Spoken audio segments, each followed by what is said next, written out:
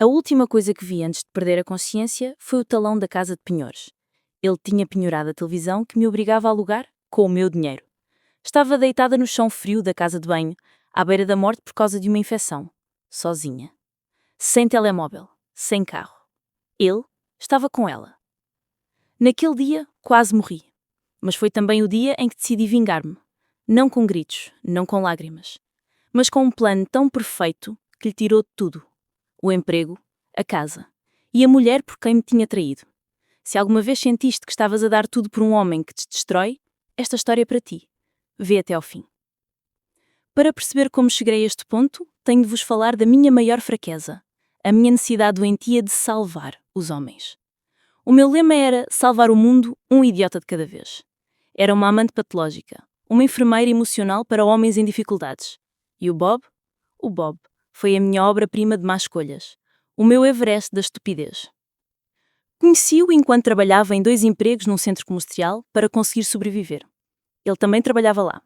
Tinha um sorriso um pouco parvo, uma maneira de se apresentar como uma alma incompreendida. Em poucos meses conseguiu fazer o que todos os outros antes dele tinham feito. Atravessou a porta do meu apartamento e instalou-se, como um parasita. As bandeiras vermelhas apareceram quase de imediato. Primeiro, as suas teorias. Afirmava com uma convicção desconcertante que só existiam 4 continentes, que os outros eram invenções do governo marciano. No início sorria, pensava que era um humor absurdo, mas quando tentava contrariá-lo, ele afogava a conversa num fluxo de palavras circulares e absurdas, até que, exausta, eu desistia. Foi a minha primeira lição. Com o Bob, a razão não existia. Depois veio a grande preguiça, a preguiça com P maiúsculo. O Bob esteve desempregado durante mais de 1/3 da nossa relação. Enquanto eu me esgotava a fazer horas extras duplas, por vezes triplas, para pagar a renda e as compras, ele transformou o meu sofá em território conquistado. Estava ali colado, a ver séries no meu portátil de reserva, ou a tocar freneticamente num jogo de guerra online. Higiene? Um conceito abstrato. Ele nunca limpava nada, deixando para trás um rastro de migalhas e louça suja. E os duches? Era uma negociação semanal. O cheiro que impregnava a minha casa, o meu santuário, tinha-se tornado uma mistura nauseabunda de suor azedo e negligência. Eu chegava à casa exausta, e aquele fedor atingia-me como um murro. Era o cheiro da minha própria derrota. Mas em vez de o pôr na rua, fiz ainda pior. Tornei-me na sua gestora, a sua assistente social pessoal. Arrastava-o pela cidade para preencher formulários de emprego. Como não tinha telemóvel, claro que não tinha, começou a guardar o meu durante os meus turnos. Os meus contactos nas suas candidaturas. A minha vida no seu bolso. O meu carro para os seus encontros com amigos. Tinha-me tornado na sua carteira, no seu motorista, na sua secretária. Alimentava o monstro, dava-lhe água, transportava-o e ele crescia. Foi então que as noites se tornaram estranhas. Ele deitava-se cada vez mais tarde, colado ao ecrã azulado do computador, com os dedos a voarem sobre o teclado no chat grupo do seu jogo. Já vou a 5 minutos, dizia ele quando eu espreitava a sala. Esses 5 minutos duravam 3 horas. Uma bola de ansiedade fria e dura começou a formar-se no meu peito. Sentia que se passava alguma coisa, mas sem provas, chamava-me de paranoica. Depois começou a pedir o carro, para vir visitar o seu melhor amigo, o Ben. Eu conhecia o Ben, confiava nele. Então, com um nó no garganta, cedia. As chaves deslizavam da minha mão para a mão dele. E ele regressava sempre a horas, com o carro intacto, o depósito por vezes até cheiro. Repetia para mim mesma, como um mantra: estás a ver maldade em todo lado. Ele só tem amigos. Depois, ele armou o seu esquema mais elaborado. O torneio de jogos de cartas. Falou-me do dinheiro do prémio, daquela quantia milagrosa que nos ia finalmente tirar da miséria. Só precisava do meu carro e do meu telemóvel. Uma última vez. Era o meu único dia de folga. A ideia de o acompanhar a uma convenção barulhenta dava-me arrepios. Então, mais uma vez, mentalmente exausta, cedi. Assinei a minha sentença de morte. Preparei uma pequena festa para mim sozinha. Vodka, bebidas energéticas. Sentei-me no silêncio do apartamento, finalmente livre da sua presença. As horas passaram. 00:30. 1 da manhã. 3. Nenhum sinal do Bob. A raiva deu lugar a uma preocupação surda e depois a um sono agitado e culpado. Acordei de madrugada, mas não foi um acordar. Foi um arranque. O meu corpo era uma caldeira em fusão. Ondas de náuseas incontroláveis atiravam-me para fora da cama. Vomitei até só ter bilis, ácida e a arder. Convulsões sacudiram-me. Estava sozinha. Sozinha com um telemóvel, que estava com ele. Com o meu carro, que estava com ele. O pânico. Um pânico animal. Rastejei. Literalmente. Arrastei-me pelo chão frio da casa de banho, incapaz de me pôr de pé. Consegui chegar à porta de entrada, erguer-me contra a parede. As escadas foram uma expedição ao Himalaia, degrau após degrau, agarrando-me ao corrimão, com o mundo a oscilar. Bati à primeira porta. Ninguém respondeu. À segunda. Um olhar assustado, a porta fechada na minha cara. À terceira, um vizinho, aterrorizado com o espectro acabado que eu me tinha tornado, finalmente abriu-me. O diagnóstico nas urgências caiu como uma machadada. Uma estirpe agressiva de C. diff. Uma infecção bacteriana que pode ser mortal. Puseram-me sob soro, sob antibióticos. O Bob apareceu finalmente no final da tarde, com o meu telemóvel e as minhas chaves na mão. Tinha uma máscara de preocupação. Balbuciou desculpas sobre um imprevisto, mas ele cheirava de forma diferente, um perfume estranho. E nos seus olhos não vi medo por mim, vi constrangimento, culpa. A minha mãe, que tinha chegado como um furacão, encarou-o. O seu olhar não estava cheio de raiva, mas de uma certeza gelada. Ela sabia. E na cama do hospital, debaixo dos tubos, no fundo do meu ser, eu também soube. A verdade já não era uma suspeita. Era uma evidência física, visceral. Sair do hospital foi como regressar de outro mundo. O meu corpo estava fraco, vazio.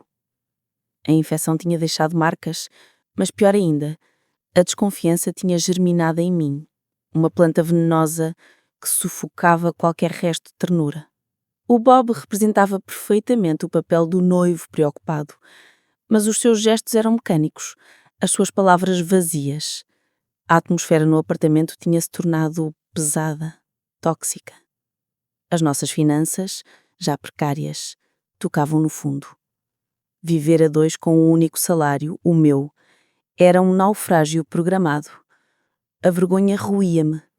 Tinha vergonha dessa pobreza, vergonha da minha escolha, vergonha da minha própria fraqueza. Foi neste contexto de desespero que cometi o erro supremo. Decidi salvá-lo uma última vez. Eu conhecia o gerente de uma loja de aluguer de mobílias, um cliente habitual do meu coffee shop, um homem simpático. Reuni toda a minha coragem e falei com ele. Usei o meu pequeno capital de simpatia. Fiz-lhe o pedido pelo Bob. Ajoelhei-me, profissionalmente falando. E resultou. O Bob foi contratado como estafeta. Soltei um suspiro de alívio imenso. Finalmente as coisas iam mudar. As primeiras semanas foram uma calmaria enganadora. Ele saía de manhã e eu à noite. Cruzávamos como dois estranhos a partilhar a mesma cama. Depois, uma noite, ao chegar a casa exausta, vi aquilo. No meio da minha sala, impunha-se uma televisão enorme, um ecrã plano de última geração, acompanhado com um sistema de home theater imponente. O Bob estava plantado à frente com um sorriso parvo e presunçoso nos lábios, como um miúdo orgulhoso da asneira que tinha feito. Um desconto funcionário, atirou ele como se fosse a descoberta do século. As minhas pernas fraquejaram. Sentei-me, sem fôlego. Não podemos pagar por isto, Bob. Mal conseguimos pagar a renda. Comemos as sobras do meu trabalho. Ele encolheu os ombros, irritado. Lançou-se num discurso confuso sobre pagamentos descontados do salário, facilidades de pagamento. Depois soltou a bomba, como se fosse óbvio. Tinha-me posto no contrato. Os meus contactos, os meus rendimentos. Se ele não pagasse, era eu a responsável. Legalmente. A raiva que me inundou foi tão pura, tão bruta, que fiquei tonta. Já não era preguiça. Era predação. Ele tinha usado o último elo de confiança que me restava, o meu nome, para comprar um brinquedo. Tornara-me uma caução, um parvo, um fiador. As semanas que se seguiram foram uma sucessão de pesadelo. As faturas acumulavam-se. Depois, um dia, ao chegar a casa, encontrei um aviso de despejo colado na nossa porta. A renda não tinha sido paga. E a televisão tinha misteriosamente desaparecido. Graças a Deus, pensei, com o coração leve pela primeira vez em meses. Ele finalmente devolveu-a. Ele percebeu. Alguns dias depois, enquanto fazia uma lavagem desesperada na roupa para tentar retomar o controle de alguma coisa, seja do que for, os meus dedos encontraram uma pela machucado no fundo do bolso das suas calças de ganga. Desdobrei-o. Era o talão da casa de penhores. Ele não tinha devolvido a televisão. Tinha penhorado. Ele tinha celebrado um contrato de aluguer com o meu nome e depois tinha penhorado o objeto alugado para obter dinheiro. A ilegalidade do ato, o cinismo, a estupidez, tudo isso formou um cocktail explosivo na minha cabeça. Quando o confrontei, ele teve a lata de me dizer para não me preocupar, que tinha um plano para a recuperar, que ninguém iria saber. Foi a gota de água que fez transbordar o copo. Só que não era uma gota d'água. Era um balde de gasolina sobre as brasas moribundas da minha autoestima. A salvadora tinha morrido, definitivamente. No seu lugar, uma mulher encurralada, humilhada e determinada a defender-se, começou a emergir. Na manhã seguinte, à minha descoberta, acordei com uma enxaqueca terrível, uma dor de cabeça apertada num torno. Exausta, optei por uma trégua. O Bob levaria ao carro para o trabalho, mas eu ficaria com o telemóvel. Finalmente, era o meu cordão umbilical com o mundo exterior, a minha boia de salvação. Adormeci novamente, num sono pesado e agitado. Depois, o toque do telemóvel arrancou-me desse pesadelo. Agarrei no aparelho, com a voz pastosa de sono. Está um silêncio.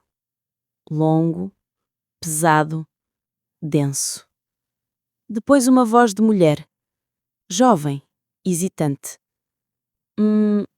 O Bob está. Foi como se me tivessem atirado um balde de água gelada na cara. Todos os meus sentidos ficaram em alerta. A bola de ansiedade no meu peito explodiu, enviando pontas de gelo por todo o meu corpo. O meu instinto gritava a verdade, mas o meu cérebro recusava-se ainda a admiti-la. Não, respondi, com a voz subitamente estrangulada. Depois, um demónio impeliu-me. É a mulher dele. A mentira era pesada, feia, mas estava lançada. Do outro lado da linha, um novo silêncio, ainda mais eloquente. Depois uns resmungos. Ela ia desligar, ia fugir, levando a verdade consigo. Por favor, a súplica saiu da minha boca carregada de todo o meu desespero, de todo o meu desalento. Eu não sei o que se está a passar, mas preciso mesmo que alguém me diga a verdade. A última palavra partiu-se num soluço abafado. Houve um novo silêncio, mas este era diferente, carregado de compaixão. A voz voltou, mais suave, mais firme.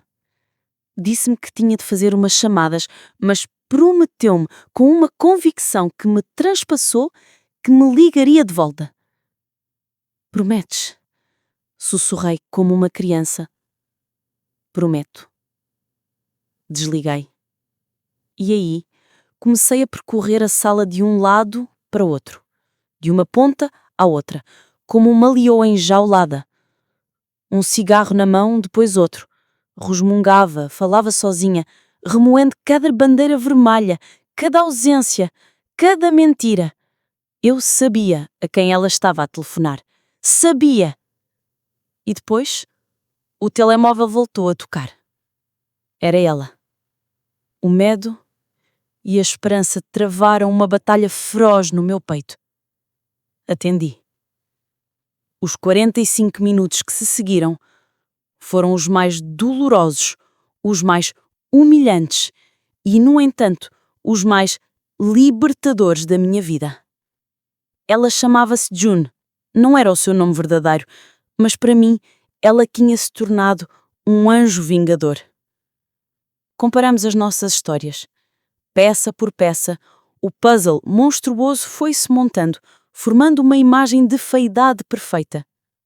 Todas aquelas noites passadas no computador, ele estava a flertar com ela no chat do seu jogo.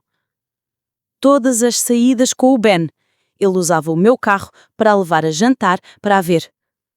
O dia em que eu estava sozinha, morrendo no chão da minha casa de banho, ele estava no restaurante com ela, a contar-lhe não sei que fábula sobre um imprevisto de última hora. E depois, ela proferiu a frase que fez tombar todo o resto da minha vida. Tens um colar de beija-flor pequeno, silvrado. A prenda da minha mãe pelos meus 27 anos. A minha joia preferida. Sim, respondi, com o coração aos saltos. A sério? Porque ele ofereceu-me um no dia da mãe. Corri para o meu quarto. Deitei a minha caixa de joias em cima da cama. Não estava lá. O meu colar, a minha joia íntima, o símbolo do amor da minha mãe, estava no pescoço dela. O que se seguiu foi um dilúvio de horrores. Ele tinha a convidado para o nosso apartamento. Tinha lhe mostrado a casa, a gabar-se como se fosse a sua propriedade. Chegou a tirar a minha caixa secreta de debaixo da cama, os meus objetos íntimos, e propôs-lhe usá-los com ela. A violação foi total, absoluta. E depois, a June proferiu as palavras que mudaram o curso do meu destino. Sabe o que devíamos fazer? Devíamos armar-lhe uma cilada, juntas. Uma descarga de adrenalina pura percorreu-me. O medo foi varrido, substituído por uma determinação fria, cristalina. A vítima tinha acabado de morrer. A estrategista acabara de nascer. O plano era simples, de uma simplicidade quase assustadora. Tínhamos de atrair o Bob para um local neutro, confrontá-lo com as nossas provas cruzadas e retomar-lhe tudo o que ele nos tinha roubado, a nossa dignidade e as minhas chaves. A June vivia a 40 minutos, eu a apenas 10 quilômetros de distância. A logística era nosso primeiro desafio. Eu teria de atrasar o Bob se chegasse primeiro.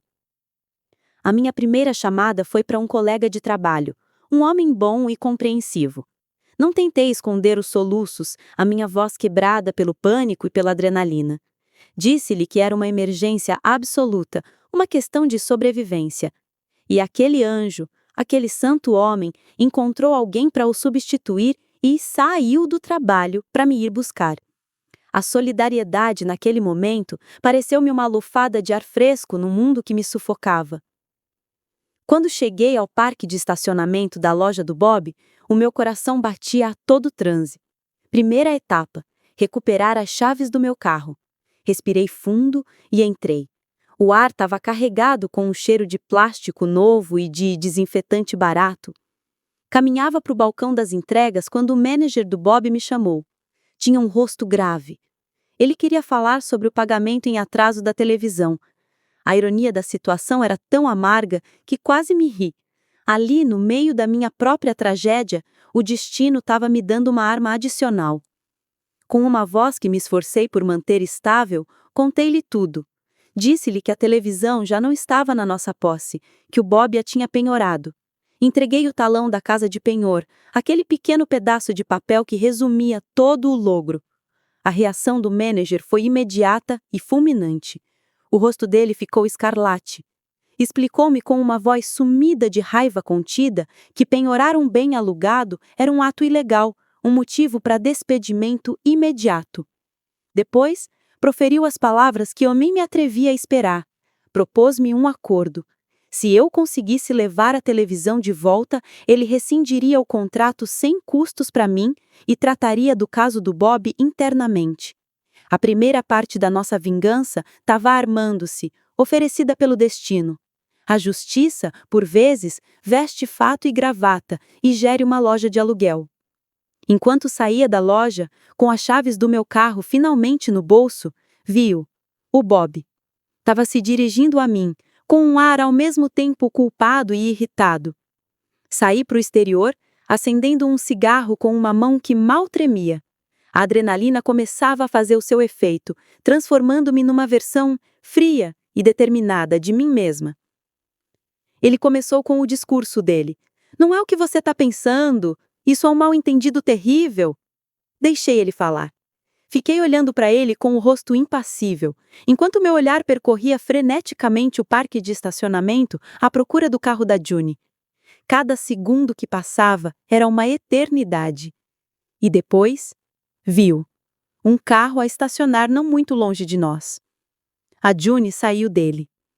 Calma, elegante, com uma determinação que fazia eco à minha.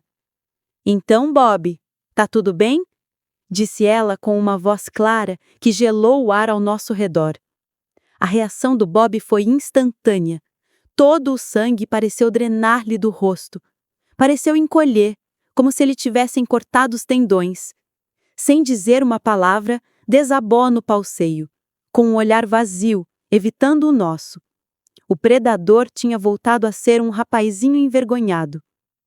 Durante 20 minutos longos, a June e eu formamos um tribunal improvisado no asfalto.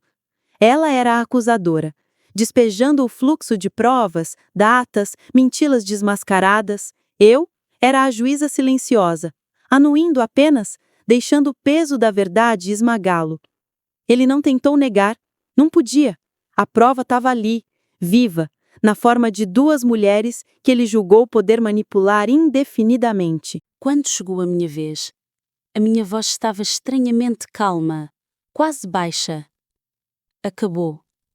Não quero voltar a ver-te. Vou arrumar as tuas coisas e a tua irmã virá buscá-las. Agora, dá-me a minha chave.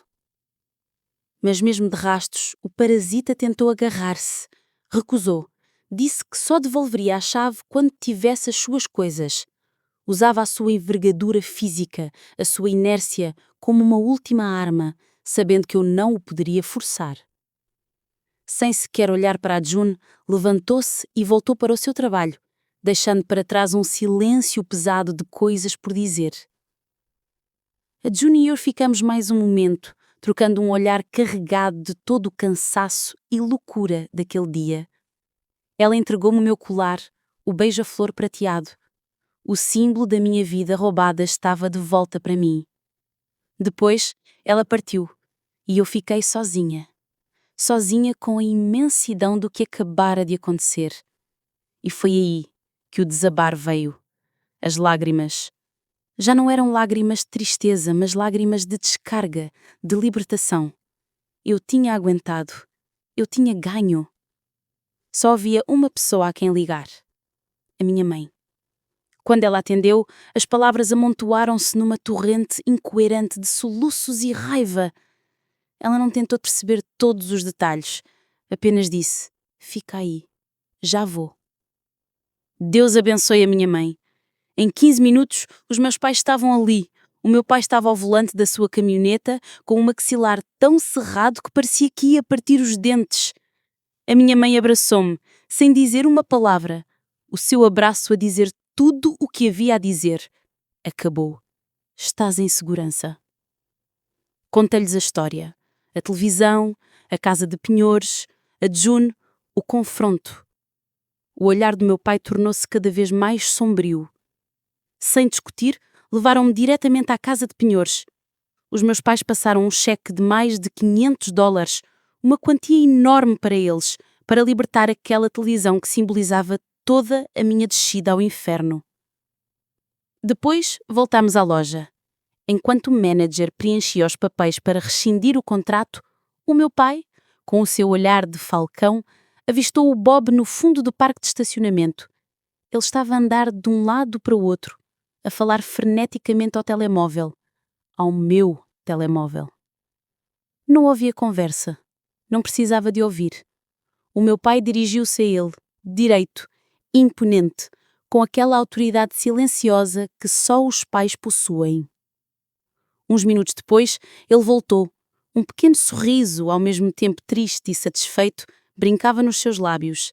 Tinha qualquer coisa entre os dentes. Parece-me que isto é teu, disse ele, entregando-me a chave de casa. Ele abraçou-me, um abraço breve, mas poderoso. Depois sussurrou-me ao ouvido. Estão a despedi-lo. Recuei um passo, olhei para ele. Ele sorriu e acrescentou. Agora está desempregado e sem casa. Deixei que aquela realidade me invadisse por um segundo. Depois respondi, com o sarcasmo mais teatral que consegui reunir. Oh, sinto muito ouvir isso! E rimos, um riso nervoso, libertador, o riso daqueles que acabaram de retomar o controle das suas vidas. Alguns dias depois, o Bob e a irmã dele vieram buscar as suas 2 caixas patéticas. Ele tentou falar comigo, a abrir a boca para uma última manipulação. Mas a minha melhor amiga, que estava à espera para me apoiar, atirou-se a ele como uma fúria, a gritar-lhe para calar a boca e para se pôr a andar. Ele partiu naquela noite e nunca mais o voltei a ver. Hoje, passaram-se muitos anos. Sou felizmente casada com o meu amor de juventude, mãe de 2 meninos lindos.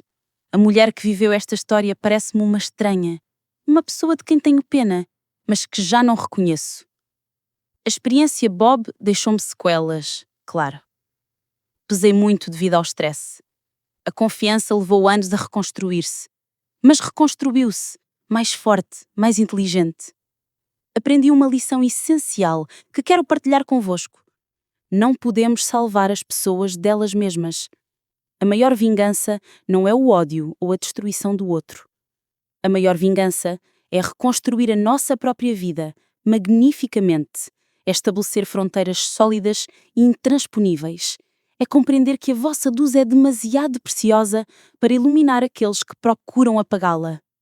O Bob, a última vez que ouvi falar dele, andava a contar para alguém que estava a acampar na floresta, que tinha todo o equipamento de que necessitava. O poeta maldito, o homem sem raízes, finalmente sem as minhas. Se esta história te tocou, se te reconheces nesta mulher que dava demais, escreve fronteiras nos comentários e dá-me o nome da tua cidade. Partilha a tua própria força. Subscreve para outros testemunhos sobre resiliência e reconquista de si mesmo. A tua vida pertence-te a ti. Não deixes que ninguém mais more dentro dela sem pagar renda.